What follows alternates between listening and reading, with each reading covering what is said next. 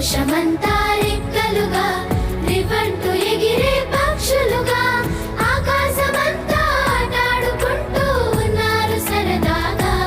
ఒకరేమో సీను ఒకరేమో జున్ను కలిసారే ప్రాణంగా కురిసారే వర్షంగా పాటేమో సీను ఆటేమో జున్ను ఒకటై ఎదిగారే మధురంగా.